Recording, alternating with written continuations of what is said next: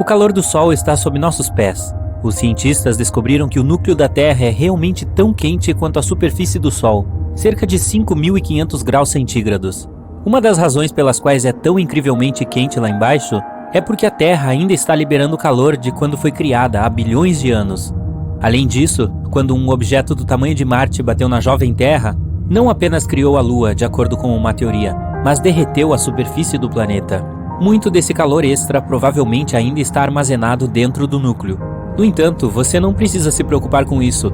É mais difícil de acessarmos o núcleo do planeta do que sondar a superfície de Plutão. Na verdade, é provável que nunca desenvolvamos tecnologia que possa alcançar fisicamente o núcleo terrestre. Não existe ar na Lua. Como ela pode estar enferrujando então? Os cientistas descobriram a presença de hematita na Lua, que é uma espécie de ferrugem. Um instrumento especial de pesquisa da NASA examinou a luz refletida na superfície da Lua. Descobriu-se que a composição dos polos do satélite era muito diferente do resto. A superfície da Lua é pontilhada com rochas ricas em ferro, mas sem oxigênio e água líquida, a ferrugem não tem como se formar. Ventos solares aumentam o mistério. Eles bombardeiam a Lua com hidrogênio, e o hidrogênio torna muito mais difícil a formação de hematita. Mesmo que a Lua não tenha atmosfera, ela ainda tem alguns vestígios de oxigênio. Sua fonte é a atmosfera superior do nosso planeta. A Terra também protege a Lua de quase 100% dos ventos solares, embora não o tempo todo. E mesmo que nosso satélite natural seja seco, pode haver gelo de água nas crateras sombreadas em seu outro lado. Um dia em Urano dura 17 horas, 14 minutos e 24 segundos. Mas veja, o planeta tem uma inclinação de cerca de 98 graus, e isso faz com que uma temporada no gigante gasoso dure 21 anos terrestres. Marte tem duas luas, Phobos e Deimos. Nos próximos 30 a 50 milhões de anos, as forças gravitacionais de Marte destruirão Phobos, o que provavelmente resultará na formação de um anel ao redor do planeta. A Terra é o planeta mais denso do Sistema Solar. No centro da Terra, há um núcleo que ocupa 15% do volume do planeta. Consiste em duas partes, o núcleo externo e o interno. O núcleo interno é uma bola sólida feita de ferro e níquel.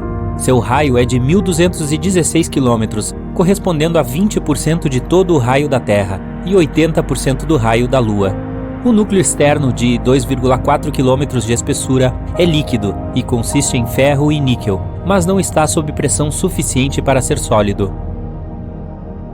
Marte abriga o maior vulcão do Sistema Solar. Embora tudo pareça calmo por lá atualmente, no passado algum tipo de força fez com que enormes vulcões se formassem e entrassem em erupção. Um desses vulcões é o Monte Olimpo. Tem 25,8 km de altura, que é a altura de 3 Montes Everest, 598 km de diâmetro, fazendo com que seja do tamanho do Arizona. O vulcão atingiu um tamanho tão gigantesco devido à fraca gravidade em Marte e à falta de movimento de placa tectônica. A gravidade não é a mesma em todos os lugares. As rochas, metais e outros minerais e substâncias que compõem o planeta são grudados no solo com mais força em certos lugares do que em outros. Isso tem consequências surpreendentes. A gravidade varia um pouco dependendo de onde você está. Você pesa 0,5% a menos em pé no Equador do que nos polos. Na maioria dos casos, essa é uma diferença de menos de 450 gramas. A altitude também gera algum efeito. Então, se você estivesse no topo do Monte Everest, também pesaria um pouco menos. Só não olhe para baixo. O ser vivo mais resistente da Terra é tão pequeno que você não consegue vê-lo. Os tardígrados, também conhecidos como ursos d'água, são criaturinhas fofas com 8 pernas e cabeças achatadas, com menos de 1/100º de polegada de comprimento. Apesar de sua estatura microscópica, eles podem basicamente sobreviver em qualquer lugar. Eles preferem pedaços de musgo molhado ou o fundo de um lago, mas não reclamarão se você os colocar em algum lugar realmente desconfortável. Eles podem suportar o frio e o calor extremos, sobreviver a uma pressão enorme e a alta radiação. Uma vez, alguns desses ursinhos conseguiram sobreviver desprotegidos no espaço sideral por 10 dias sem problemas. Isso é difícil. Eles lidam com todas essas coisas se enrolando em uma bola e hibernando, reduzindo sua necessidade de oxigênio e comida.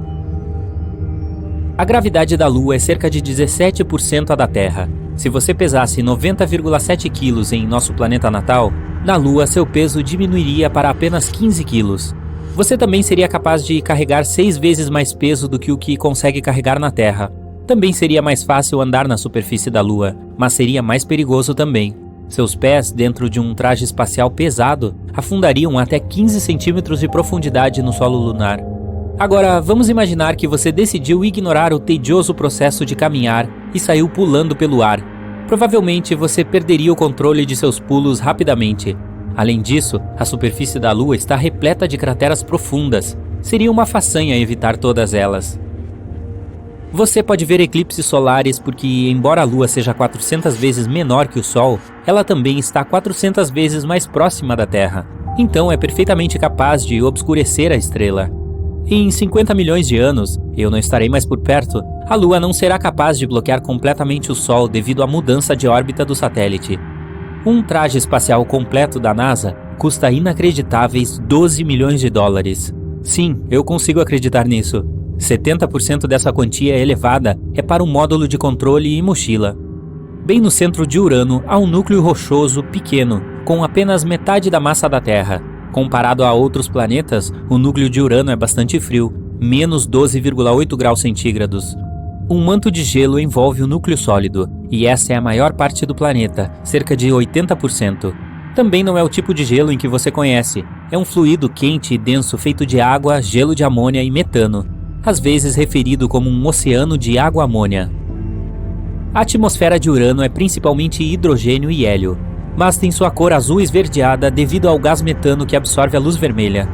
O oceano em Júpiter é maior que qualquer outro no sistema solar, mas ao contrário dos oceanos da Terra, não é feito de água, mas sim de hidrogênio metálico. A profundidade do oceano é de incríveis 40 quilômetros. Isso é quase o mesmo que a distância ao redor da Terra. Vênus é um campeão quando se trata de vulcões. O planeta tem cerca de 1.600 e grandes, mas não tem registros de erupções de nenhum deles. Existe um buraco negro supermassivo a 250 milhões de anos-luz de distância de nós. Ele faz o som mais profundo já detectado de qualquer objeto do universo. É 57 oitavas mais baixo do que o dó central de um piano. Isso é 1 quatrilhão de vezes mais grave do que conseguimos ouvir. Mercúrio tem alguns bilhões de anos. Em 2016, cientistas descobriram algumas anormalidades na superfície do planeta, mostrando que ele está ficando menor. Depois de mais pesquisas, eles descobriram que Mercúrio ainda não havia terminado de esfriar. Há planetas que não estão ligados a nenhuma órbita estelar e vagam sem rumo pelo espaço sideral. Entre os objetos espaciais de aparência mais espetacular estão as pulsares. Pulsares são um tipo de estrela de nêutrons. Elas disparam parte de seu material quase na velocidade da luz. Pulsares regulares giram a uma velocidade razoável, entre 1/10 e 60 vezes por segundo. Mas pulsares de milissegundos podem girar a impressionantes 700 vezes por segundo, o que é muito rápido para o olho humano processar uniformemente. À medida que giram, elas emitem um feixe de radiação de seu eixo que se parece com a luz de um farol. Os astrônomos podem notar pulsares quando elas estão voltadas para a Terra, já que do nosso planeta, elas parecem uma luz brilhando. Quando a luz brilha para outro lado, a pulsar não pode ser vista. Nosso Sol é incrivelmente enorme. Quer uma prova? 99,86% de toda a massa no sistema solar é a massa do Sol, em particular o hidrogênio e o hélio de que ele é feito. Os 0,14% restantes são principalmente a massa dos 8 planetas do sistema solar. Os anéis de Saturno são muito finos em comparação com o seu tamanho. Se você tivesse um modelo em escala do planeta com 90% de largura, os anéis seriam 10.000 vezes mais finos do que uma lâmina de barbear. Embora Vênus seja o planeta mais quente do nosso sistema solar, ele ainda tem neve, mas não é exatamente como você espera. Neva metais e chove ácido. Não é um ótimo local de férias.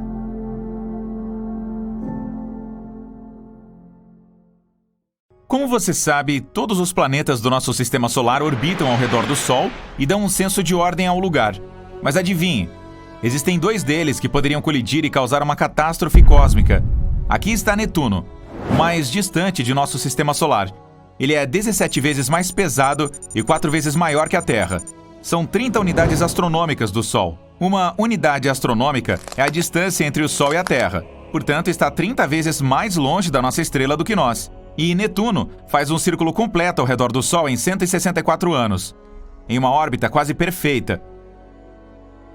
Netuno é frio, tranquilo e estável, mas há alguém que pode acabar com esse equilíbrio: Plutão. Trata-se de um planeta anão, coberto por rochas e gelo. Ele é 6 vezes mais leve e 3 vezes menor que a Lua. Estamos interessados na órbita dele. Se você olhar um mapa do Sistema Solar de cima, verá que ela não é redonda, mas elíptica. Portanto, é um círculo ligeiramente achatado. No seu ponto mais distante, Plutão está a 49 distâncias Terra-Sol do Sol. Quando se move, se aproxima da estrela. No seu ponto mais próximo, chega a cerca de 29 unidades astronômicas e meia dela. Ele está mais perto do que Netuno, então, hipoteticamente, os dois poderiam colidir. Vamos assistir da primeira fila a esta colisão. Um pouco mais perto, por favor? Ótimo. Netuno e Plutão estão se aproximando lentamente. Ambos são muito frios, mas começam a interagir gravitacionalmente, como dois ímãs. Isso os aquece por dentro. Netuno é um gigante gasoso. Não existe uma superfície sólida ali. Portanto, não há muita mudança ali. Mas Plutão tem uma superfície rochosa. Por causa da influência gravitacional de Netuno, ela está começando a rachar. O planeta anão passa por terremotos contínuos, o que faz com que aqueça ainda mais. Quando quase toca o gigante gasoso, começa a desmoronar, de dentro para fora. Além disso, tem uma atmosfera muito densa. Assim, o planeta anão começa a entrar em ignição devido ao atrito com os gases da atmosfera superior. E agora, ele está muito quente de um lado e muito frio do outro. Isso causa uma grande deformação que o faz começar a desmoronar.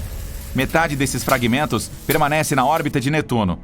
Eles irão colidir até se transformarem em pó e novos anéis do grande planeta. Outros queimarão na atmosfera, e as rochas maiores, que restaram, cairão por Netuno até queimarem completamente e virar pó.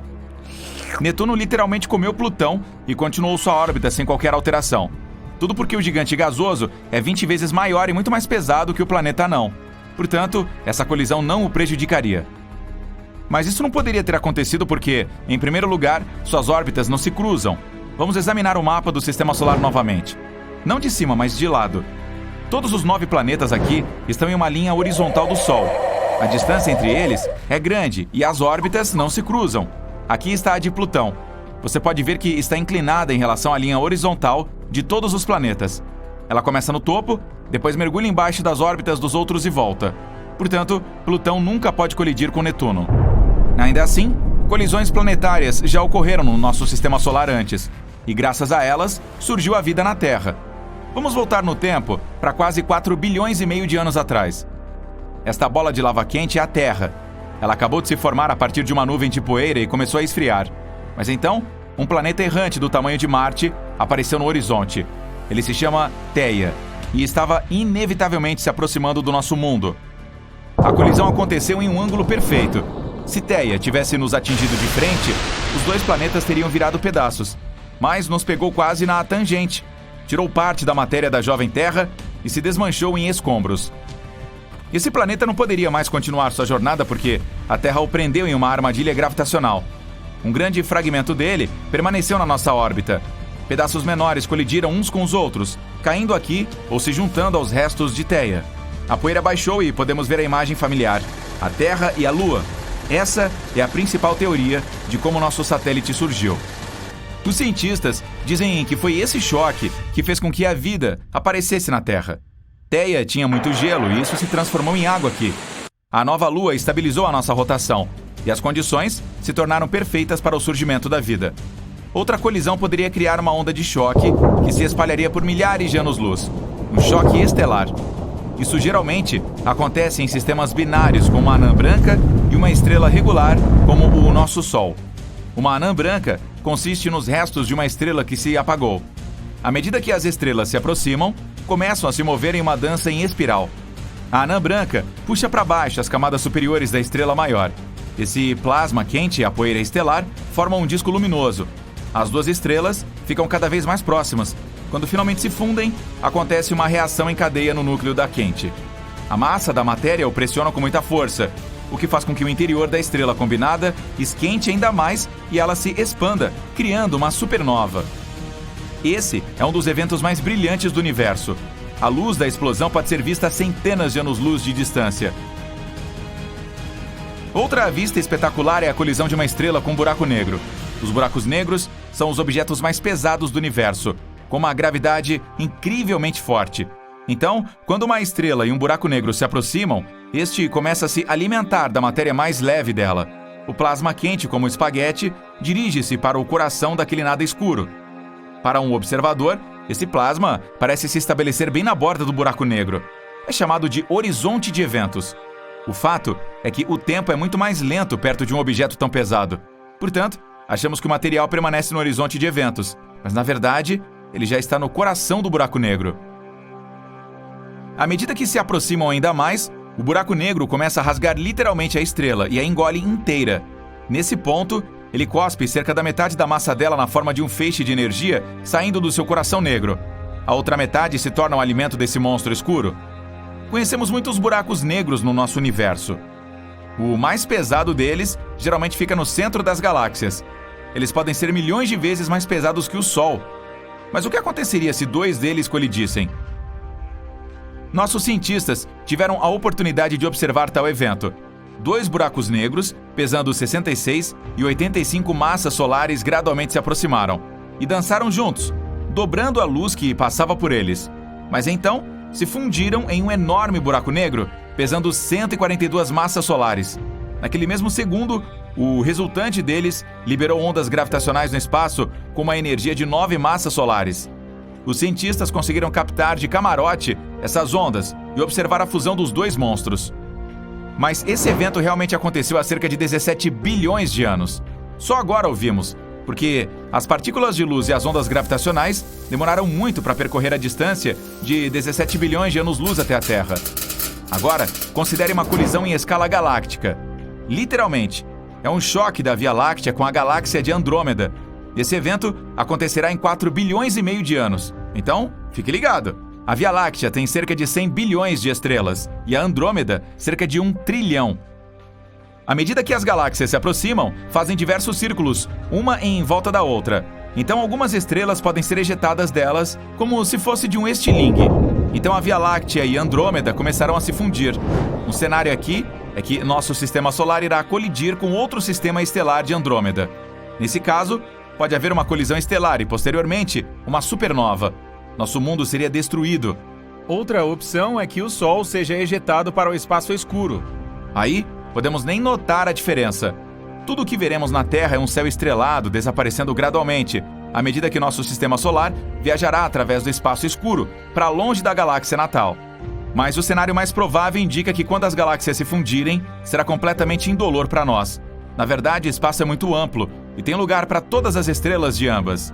A única diferença é que veremos muitas novas no céu noturno, junto com discos voadores de Andrômeda. Não, na verdade não. Mas não é com a colisão de galáxias que devemos nos preocupar, e sim com o nosso Sol. Em 4 bilhões e meio de anos, ele se tornará um gigante vermelho e se expandirá, engolindo os planetas mais próximos. A Terra provavelmente será o primeiro próximo dele. Ela vai ficar tão quente que toda a vida simplesmente desaparecerá. E ninguém conseguirá assistir à colisão galáctica.